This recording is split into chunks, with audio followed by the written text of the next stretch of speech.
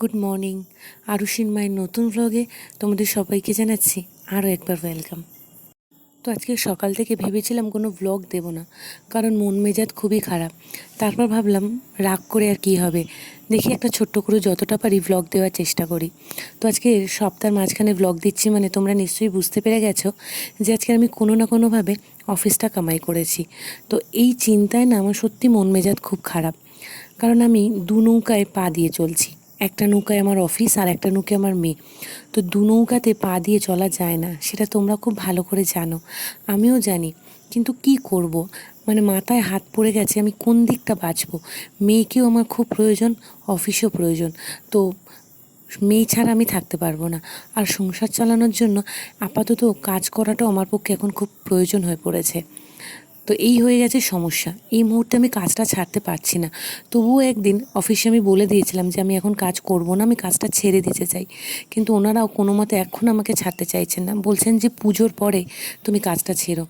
তো এই সমস্যায় না আমি নিত্যদিন আমি জ্বলে পুড়ে যাচ্ছি।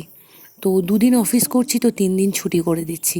অ্যাকচুয়ালি আজও আরুষি কোনো না কোনোভাবে সমস্যা করেছে বলে আমি অফিসে যেতে পারিনি, আর শরীরটা প্রচণ্ড খারাপ। তো এই হয়ে গেছে সমস্যা।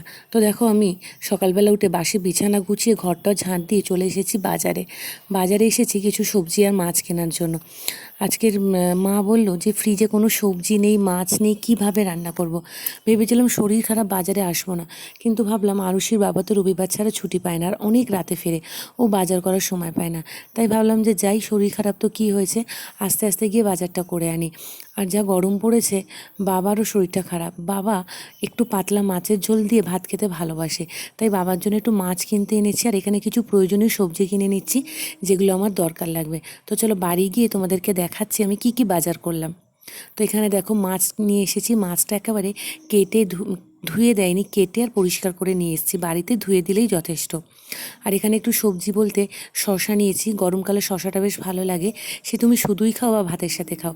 আর বরবটি নিয়েছি, মা বরবটি আলু ঝিঙে দিয়ে মাছের ঝোলটা বেশ ভালো করে, তাই জন্য বরবটি নিয়েছি, আর বরবটির একটু ভর্তা করব।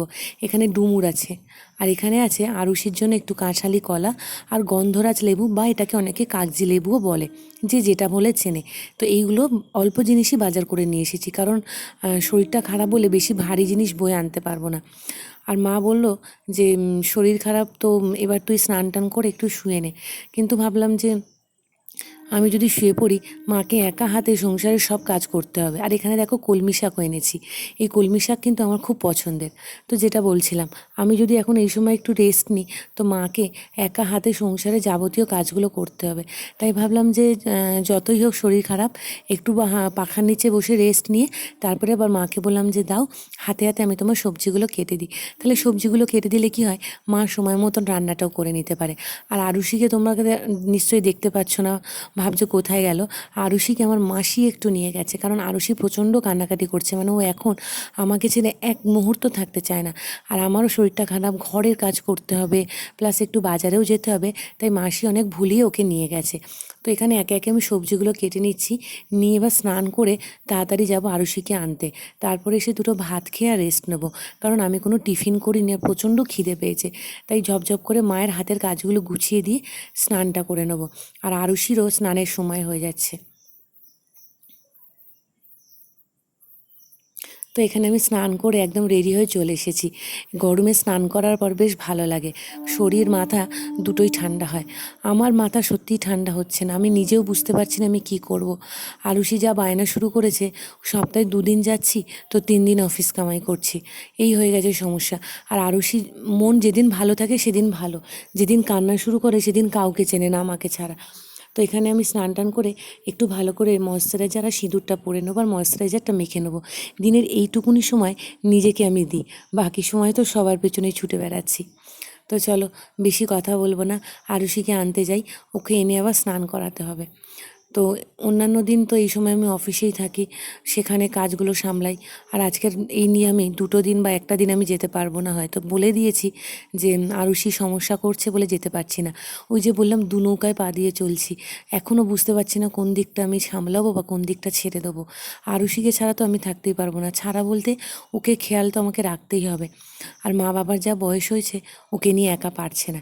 তো এখানে আমি মাসির বাড়ি যাচ্ছি। মাসির বাড়ি আমাদের পাড়ার কাছেই, মানে একই পাড়াতে কয়েকটা বাড়ির দূরত্বে। প্রচণ্ড গরম পড়েছে, তাই ছাতা নিয়ে চলে এসেছি। তাড়াহুড়োর মধ্যে আছি, কারণ অনেকটা বেলা হয়ে গেছে, আমার প্রচণ্ড খিদে পেয়ে গেছে। আর আরুষি মাসির বাড়ি খেয়েছে, ওকে জাস্ট স্নান করিয়ে ঘুমটা পাড়িয়ে দেবো। তো চলো, মাসির বাড়িতে ঢুকে যাচ্ছি। আবার আমি বাড়ি গিয়ে ভিডিওটা শুরু করব, কারণ আরুষি যদি দেখেছে এখন আমার হাতে ফোন, ও কিছুতেই যেতে চাইবে না, ও ফোন নিয়ে গেম খেলার জন্য কান্নাকাটি করবে। তো এখানে দেখো, ও এসে স্নান করতে বসে গেছে। আর একা একা স্নান করতে মহারানী খুব পছন্দ করেন। ওকে আবার আমার মাকেই স্নান করাতে হবে, নিজে নিজে জল ঘাঁটবে, স্নান করতে খুব ভালোবাসে। আর যদি দেখেছে আমি মোবাইল নিয়ে ভিডিও করছি, তাহলে তো ওর আনন্দ আর ধরে কে। এই আর কি, ওকে ছেড়ে আমার অফিসে যেতে একদমই ভালো লাগে না। মনে হয় যেন ওর ছোটো ছোটো কাজগুলো আমি সারাদিন ধরে করি। তো ওকে স্নান করিয়ে ঘুম পাড়িয়ে দিয়েছি, এখন প্রায় দুপুর 2 বাজে। আমি এখানে খেতে বসে গিয়েছিলাম। আর আজকের মা কালকের জন্য ফ্রিজে ডাল ছিল, আলু পটলের তরকারি, আর আমি একটা ডিম ভাজা দিয়ে এগুলো খেয়ে নিচ্ছি। কারণ ফ্রিজের রান্নাগুলো পড়ে রয়েছে, ভেবেছিলাম আজকের এগুলো অফিসে নিয়ে যাব, তো অফিসে যেতে পারিনি। আর মা দুপুর জল ভাত করছে, সেটা বলেছি আমি রাতে খাবো। তো ফ্রিজের রান্না বেশি দিন রেখে দেবো না, ফ্রিজে আর সেরকম রান্না নেই।